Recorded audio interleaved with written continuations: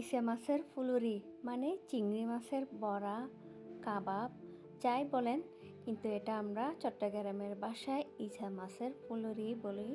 আসসালামু আলাইকুম, কেমন আছেন সবাই? আজকে একটি রেসিপি নিয়ে হাজির হলাম। এটা হচ্ছে চট্টগ্রামের একটি ঐতিহ্যবাহী খাবার, ইসে মাছের ফুলুরি। কোন কোন জেলায় এটা বানানো হয় কমেন্ট করে জানাতে পারেন। তো চলুন দেখে নিই এটার রেসিপিটা। প্রথমে এই ছোটো ছোটো চিংড়িগুলো আনতে হবে। এই চিংড়িগুলো শীতের সময় বেশি পাওয়া যায়। তো এখান থেকে যেগুলো ময়লা আছে ওগুলো বেছে ফেলবো সুন্দর করে। তারপরে অন্যান্য কোনো ছোটো মাছ থাকলে ওগুলো বেছে ফেলবো। তারপরে বড় কোনো চিংড়ি মাছ থাকলে ওগুলো আলাদা করে নেব। এই চিংড়ি মাছগুলো যেহেতু বেশি ছোটো, এগুলো তো আর একটা একটা করে মানে কি বলে পরিষ্কার করা যাবে না। তাই মানে মাথাগুলো আলাদা করা যাবে না আর কি। তাই এগুলো সুন্দর করে বেছে নিয়ে তারপরে ভালো করে ধুয়ে নিতে হবে। আমি প্রায় 7 থেকে 8 বার এগুলো ধুয়েছি। এগুলোর ভিতরে অনেক বালি থাকে, সেজন্য এগুলো একটু ভালো করে ধুতে হয়। ধোয়ার পরে পানিটা যাওয়ার জন্য এটা 10 মিনিট রেখে দিলাম একটা ঝাঁঝনিতে। তারপরে একটা পাটায় চলে আসলাম। কারো পাটা বা ব্লেন্ডার থাকলে ব্লেন্ডও করতে পারবেন। এখানে নিয়ে দিলাম ধনেপাতা, কাঁচামরিচ, আদা, রসুন আর লবণ।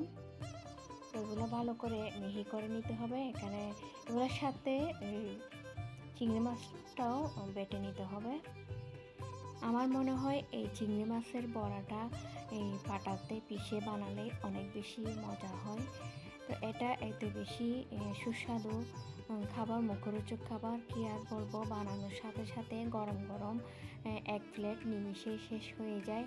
এটা বানালে পোড়াগড় তো ঠিক আছে, আশেপাশে সব জায়গায় এটা গ্রানটা এত বেশি মৌ করে সবারই জানা হয়ে যায়। মানে এটা যে চিংড়ি মাছের বড়াটা বানাচ্ছে কারো না কারো করে। তো তারপরে সবগুলো পিষানো শেষ হলে এখানে আমি আবারও কিছু পেঁয়াজ কুচি, কাঁচামরিচ কুচি, ধনেপাতা কুচি এগুলা দিয়ে দেব।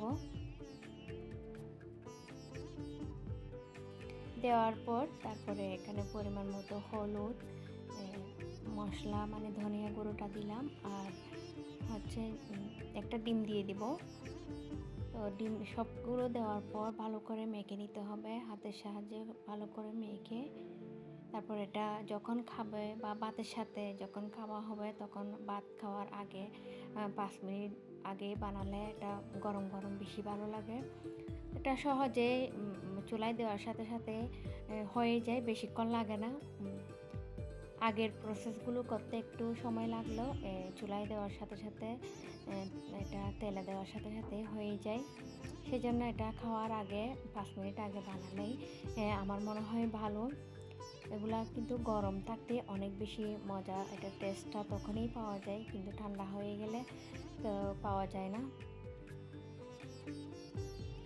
আমি অল্প কিছুটা বানিয়ে তারপরগুলো ফ্রিজে রেখে দেবো, যখন আবার খেতে ইচ্ছা করবে বা ভাত খাওয়ার আগে করে তারপর বানিয়ে নেব। তো উল্টে পাল্টিয়ে সবগুলো হওয়ার পর এটা কিন্তু তেলে বেশি করে তেলে ভাজতে হয়, ডুবো তেলেও ভাজা যায়। তো আমি তাওয়ার মধ্যে তেল দিয়ে ভেজে নিলাম। এই ছোটো চিংড়িগুলো পাওয়ার জন্য একটা সিজন লাগে, সেটা হচ্ছে শীতের সময় এগুলো একটু বেশি পাওয়া যায়। লাল লাল লাল হয়, সাদা সাদা হয় চিংড়ি মাছগুলো। তো ওই সময়টায় এইগুলা বেশি বানানো হয়। তো কেমন লাগলো আমার আজকের এই ভিডিওটি? ভালো লাগে থাকলে একটা লাইক, কমেন্ট, শেয়ার দিয়ে পাশে থাকবেন। খুদা হাফেজ।